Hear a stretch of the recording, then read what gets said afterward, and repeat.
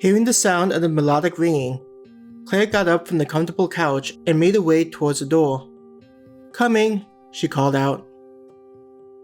When she reached the door, she searched for how to open it. It only took a second to notice a display next to the door, which had a video of Hannah standing in the hallway. Beneath the video was a green blinking word, "Open," which likely indicated it as the method to open the door and let Hannah inside.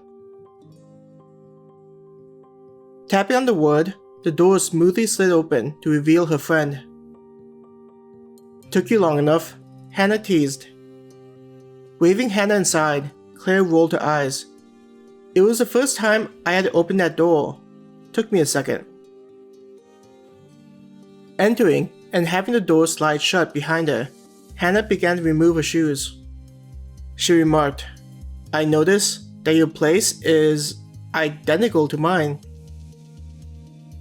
It makes sense. These rooms aren't designed to be lived in permanently. Star and Moon likely just designed them to be pretty basic, especially considering our current tier. Claire commented as she walked back towards the living area. Reaching the sofa, Claire once again felt the comfortable embrace of the cushions. A part of her felt like she could get a little bit of sleep before her family and Hannah's arrived.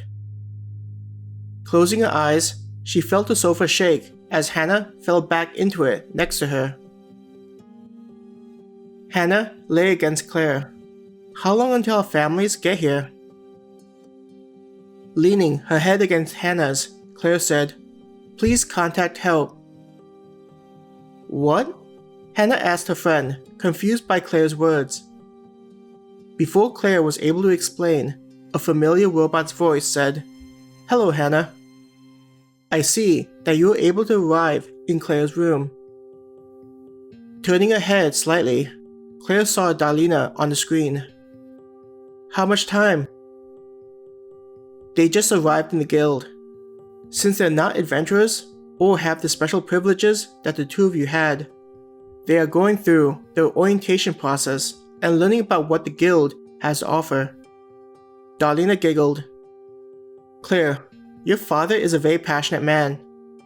He spent a decent amount of time arguing with me about having to become an adventurer." Sighing at the image of her father yelling at Darlena made her sigh in frustration. "He tends to get stubborn.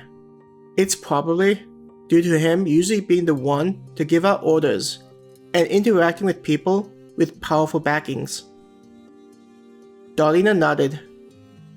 "I looked up information about your parents, and they have an impressive list of accomplishments. Understandably, your father doesn't take the word no very well." Its eyes looked at Hannah. "Your father also has a similar disposition. Dad can be a bit much, though it's likely why our families get along so well. Our parents are pretty similar, ignoring the fact that they work in the same environment." Hannah rested her chin on Claire's shoulder as she looked at the screen. "Considering both of your families would be considered successful by societal standpoints, it's not uncommon for them to typically have roles where they are leaders instead of followers," Darlena said.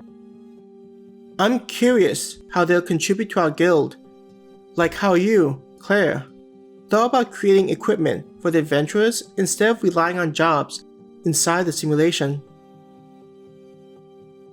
With Darlena having brought up the topic of them making equipment instead of just hunting monsters, Claire tilted her head to tap against Hannah's. "Did you think about it?" Taking a deep breath and letting the air out, Hannah said, "Honestly, after taking some time to think about it, it's a good idea. We can't just do what everyone else is doing. If we were to do that, then it's possible that we just end up like everyone else." Claire nodded. "Agreed. I feel like it's just like the old world, where we need to push ahead as far and as fast as possible.